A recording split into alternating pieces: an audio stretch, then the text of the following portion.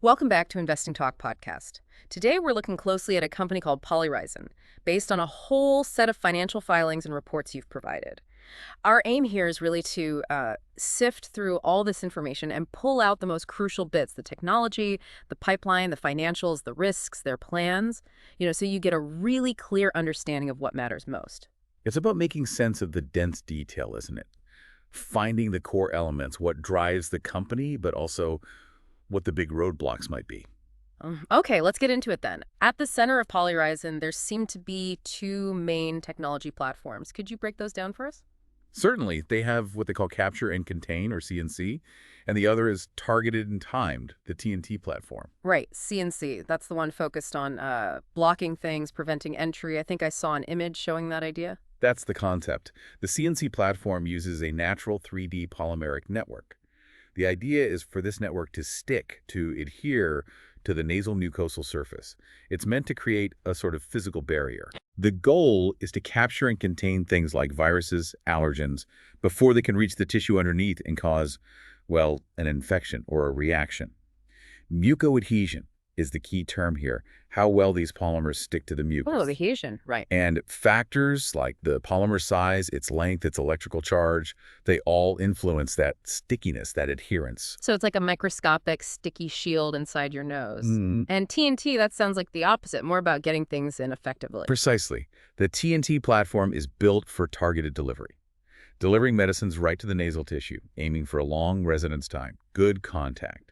It's described as a drug-device combination product. Ah. So you'd use a nasal sprayer, and that delivers a hydrogel formulation. And that hydrogel carries a generic active pharmaceutical ingredient, an API. Okay, so one platform is defensive, keeping bad stuff out.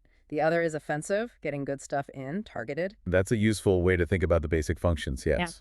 Yeah. And it's worth mentioning, this whole area, intranasal delivery, it's a large and growing market. How large are we talking? The projection is over $136 billion globally by 2032, growing at a rate of, I think, around 7.18% CAGR. That's significant growth. What's driving that popularity? Why the nose? Well, a big part is patient preference. Compared to needles, it's non-invasive. It's usually easy for people to administer themselves. And the nasal passage itself, it can sometimes offer better absorption, faster uptake, and it avoids the drug having to go through the stomach where it might get broken down. Plus, ease of use often means patients are more likely to actually take their medication regularly. Got it. So let's look at the actual products, the candidates they're developing from these platforms. What specifics did the documents mention? Okay, for the CNC side, the barrier technology, they list PL15, which is aimed at being a barrier for COVID-19, and PL16, targeting influenza. Right, COVID and flu barriers. And Yeah. for TNT, the delivery system. For TNT, they're exploring applications based on the generic API they integrate. So candidates mentioned involve corticosteroids, benzodiazepines. Benzodiazepines, like for anxiety or seizures. Yeah. Exactly, things like anxiety, seizures, muscle relaxation, sedation. And delivering those intranasally could be a real advantage, maybe for treating seizures quickly at home or for patients who have trouble swallowing pills.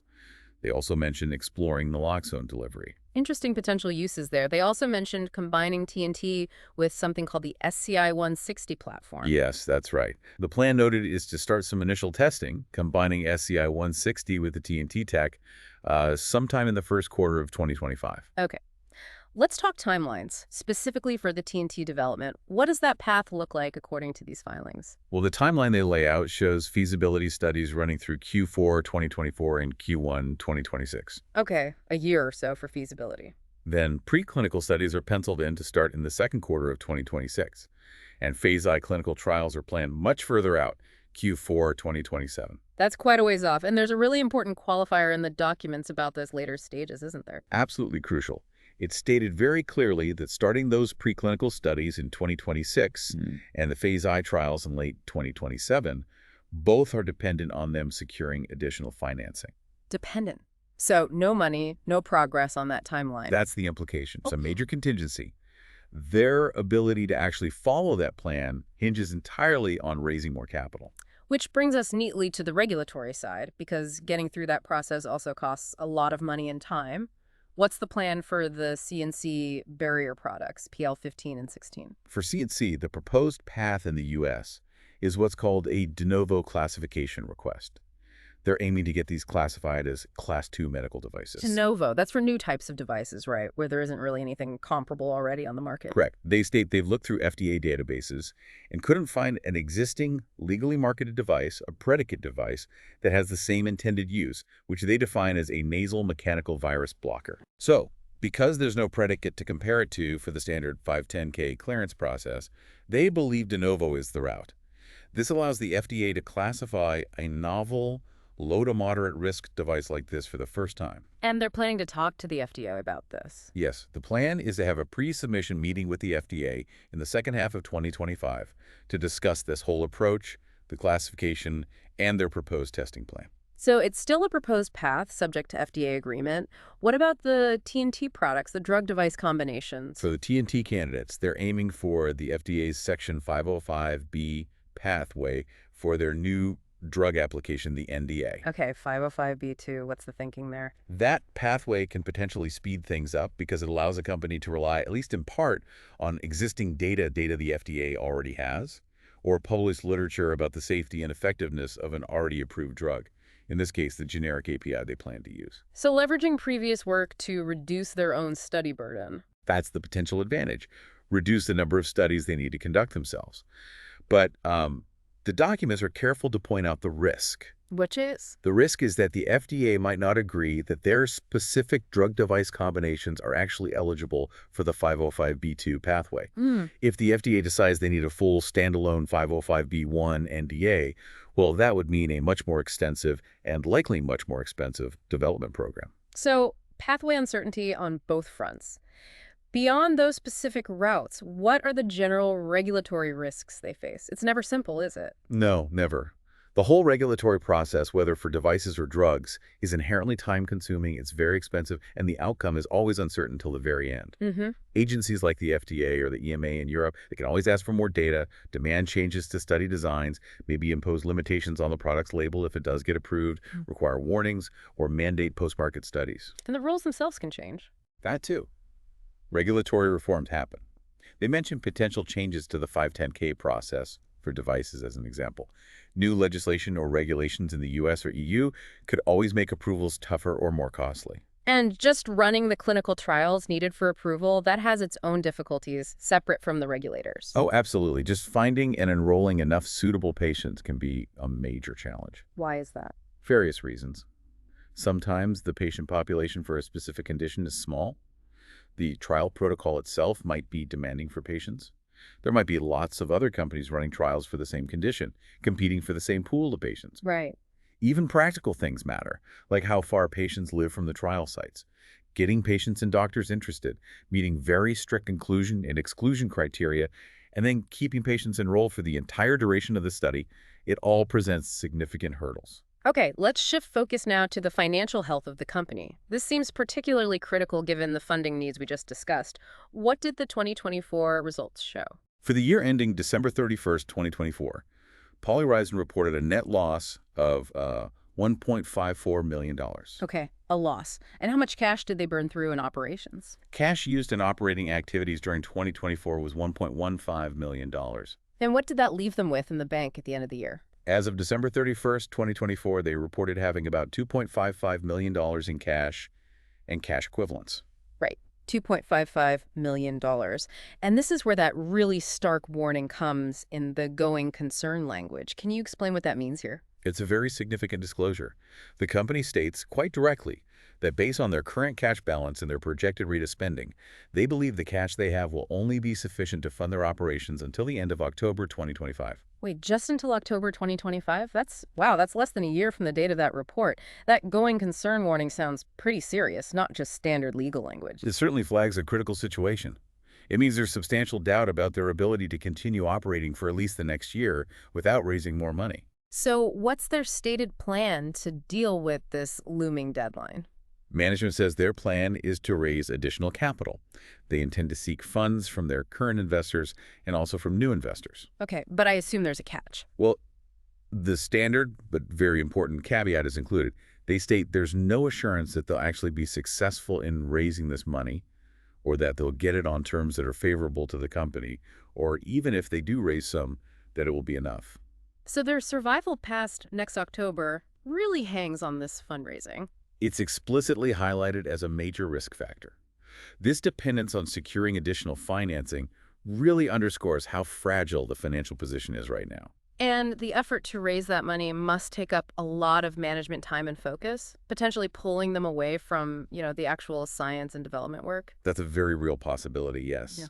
Fundraising efforts can be a significant distraction. The documents also mention they expect expenses to increase, Increase. Why? mainly general and administrative costs, as they try to scale up, build infrastructure, and just handle the ongoing costs of being a public company. Things like audits, legal fees, regulatory compliance work, investor relations activities, all that adds up. I did notice one figure jump out: professional services expenses. They got up a lot in 2024. Good catch. Yes, that's a concrete example. Professional services costs rose from around $107,000 in 2023 to $571,000 in 2024. That's a pretty substantial increase, reflecting those growing operational needs. Okay, so beyond the critical financing need and the regulatory maze, what other key risks does the company highlight that someone looking at this should really be aware of? One that stands out is their reliance on third parties. They depend quite heavily on other companies like contract research organizations, CROs, to run their preclinical studies and their clinical trials. Hmm. They also rely on third parties for manufacturing and probably other specialized tasks. If these external partners fail to perform properly, if they miss deadlines, or if they don't comply with regulations, it could cause serious delays or potentially even prevent their products from getting approved or reaching the market. They mentioned using a company called Pharmaceed for some lab work, for instance. And competition. This field seems like it would be crowded. Intensely competitive, yes. They state they operate in a rapidly changing industry. There's always the risk that competitors, including potentially much larger companies with far greater resources, could develop similar products, or maybe more advanced technologies, or just more effective treatments using different approaches. That could make Polyrizon's offerings less attractive, even if they do eventually get approved. Intellectual property must be absolutely vital for a company like this. What are the risks highlighted there? IP is definitely a key risk area. There's the possibility that third parties might hold patents or other IP rights that could cover Polyrizon's products or the processes they use. Which could lead to lawsuits. It could lead to costly patent litigation or force them to try and license that third-party technology. And those licenses might not be available on reasonable terms or maybe not available at all. There's also the inherent difficulty of even identifying all relevant third-party patents, especially applications that haven't been published yet. Defending against infringement claims costs a lot of time and money, win or lose. Okay, let's fast forward hypothetically. Imagine they overcome the funding hurdle, navigate the FDA, sort out any IP issues, and actually get a product approved. Commercialization itself is a whole new mountain to climb, right? It's a completely different set of challenges, yes. Getting regulatory approval is just one major step. Actual success hinges on market acceptance. Meaning doctors have to prescribe it, patients have to want it. And crucially, someone has to pay for it. Reimbursement is key. Will government programs like Medicare or Medicaid cover it? Will private insurers and managed care organizations add it to their formularies? The specifics of the approved label, exactly what conditions it's approved for, that's critical too. As is the overall size of that specific market and the price they can realistically charge. Navigating the reimbursement landscape is notoriously complex and uncertain. Policies change, and you have things like bundled payments or value-based pricing programs that add layers of difficulty. And the wider economy can throw a wrench in the works, too. Absolutely. Things like high inflation, rising interest rates, maybe a credit crunch, making financing harder to come by, even geopolitical events. These broad economic conditions can impact potential sales, their ability to raise funds, and even the stability and performance of their suppliers and partners. Then there's the whole layer of healthcare-specific laws and compliance, particularly in the U.S. market. That's a big one. If they're marketing healthcare products, they fall under a complex web of regulations, like the Federal Anti-Kickback Statute and the False Claims Act. This sounds serious. They are. They govern how companies can market products and interact with doctors and hospitals, aiming to prevent fraud and abuse in government healthcare programs. Violations can bring huge penalties. Plus, there are similar state laws and also federal and state sunshine laws, which require companies to publicly report payments or other transfers of value they make to physicians and teaching hospitals. Okay, shifting slightly, Polyrizon is an Israeli company. Do these documents mention any specific implications of that, maybe tax-related? They do. Israeli law offers certain tax benefits, potentially lower corporate tax rates for companies involved in R&D or those qualifying as preferred technological enterprises. That could be an advantage. But for U.S. investors? For U.S. shareholders, it can get complicated. The filings mention potential adverse U.S. tax consequences related to rules for passive foreign investment companies, PFICs, or controlled foreign corporations, CFCs. PFIC and CFC sounds like alphabet soup. It can feel like it. These are specific U.S. tax classifications for foreign companies that can really change how investment gains or dividends are taxed for a U.S. holder. The documents strongly advise U.S. investors to consult their own tax advisors about these implications. Good advice. Anything else related to being an Israeli company? Grants, maybe? Yes, they mention grants from the Israeli Innovation Authority, the IIA. Sometimes grants like these come with conditions. For instance, there might be requirements to pay redemption fees back to the IIA if the company transfers the know-how developed with that grant money outside of Israel under certain circumstances. The documents also refer to Polyrizon as a foreign private issuer. What does that mean practically for someone following the company? Okay, so a foreign private issuer is basically a non-U.S. company listed on a U.S. stock exchange. This status grants them certain exemptions from SEC reporting rules that apply to domestic U.S. companies. Like what kind of exemptions? For example, they might file reports less frequently. The requirements for disclosing executive compensation can be different. They're also exempt from Section 16 rules, which require corporate insiders in U.S. companies to report their stock transactions promptly. They also don't have to comply with Regulation FD, which governs selective disclosure, although Polyrizon states that they intend to adopt a similar policy. So the bottom line is, the type and timing of information you get might differ somewhat from a typical U.S.-based public company. Got it. What about corporate structure and governance? Anything noteworthy there? The board of directors has classified terms. This means directors are elected for staggered multi-year terms, which can make it harder for shareholders to change the composition of the board quickly. They have standard committees, like an audit committee and a compensation committee. The documents also point out that under Israeli law, there are specific, sometimes stricter rules for approving transactions with related parties or controlling shareholders, and there are standard provisions for indemnifying directors and officers. And executive pay policies need shareholder sign-off. The overall compensation policy does, yes. The compensation committee reviews and recommends the policy in specific pay packages, but the overarching policy needs shareholder approval under Israeli law. They also mention having a clawback policy, allowing them to recover incentive-based compensation if it was paid based on financial results that later have to be restated. And they highlight some key personnel. Yes, they note the experience of people like Dr. Al S. Ron, their chief technology officer, and Professor Avi Schroeder, who's on their scientific advisory board, emphasizing their relevant backgrounds and expertise. Okay, there was also mention of an agreement with another company, SciSpark. What's that about? Right, they have a license agreement with SciSpark. Yeah. Polyrizon licensed certain patent rights from them.